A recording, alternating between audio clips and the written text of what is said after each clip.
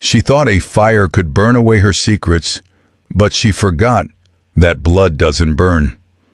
In the world of high-stakes real estate, Margaret was a queen, but her throne was built on the charred remains of her own kin.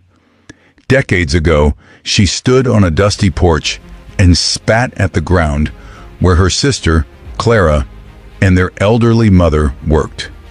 They were building a small, humble poultry business, pouring their sweat into the earth to save every penny.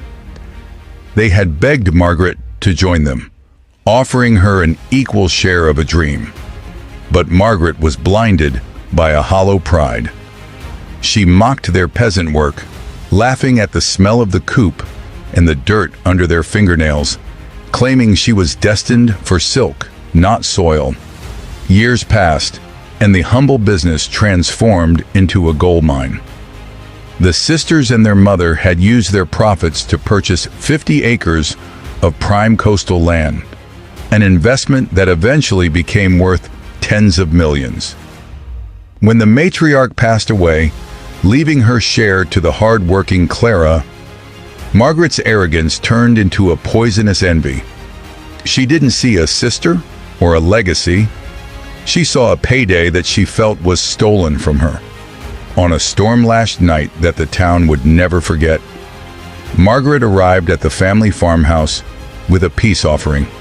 She brought expensive wine, laced with a sedative that ensured no one would wake.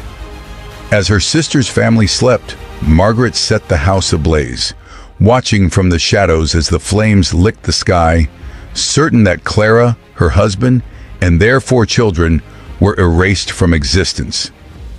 But the universe has a way of protecting the innocent. The youngest son, Julian, had fallen asleep in a hidden crawl space beneath the floorboards while playing. The chill of the draft saved him from the smoke long enough for him to scramble through the foundations and into the safety of the dark woods. He watched his world turn to ash, clutching a small, soot-stained ledger he had grabbed from his mother's bedside table, the only piece of home he had left. 20 years later, Margaret had become a titan of industry. She had used the stolen titles to develop luxury estates, rebranding herself as a self-made visionary. She was preparing for her greatest triumph, the sale of the final crown jewel plot of the estate to a mysterious global conglomerate known as the Phoenix Group.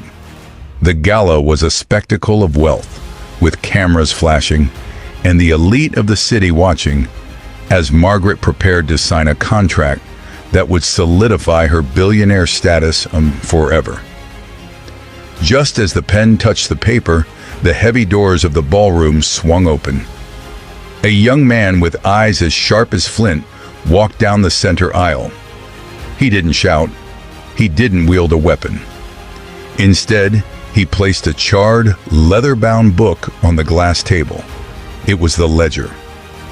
Margaret's hand began to shake as she recognized the handwriting of the sister she had murdered. Julian looked her in the eyes and whispered loud enough for every microphone to catch it.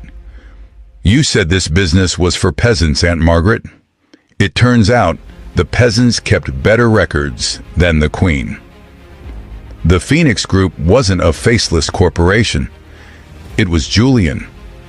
He had spent 2 decades building an empire with the sole purpose of buying back his mother's dignity.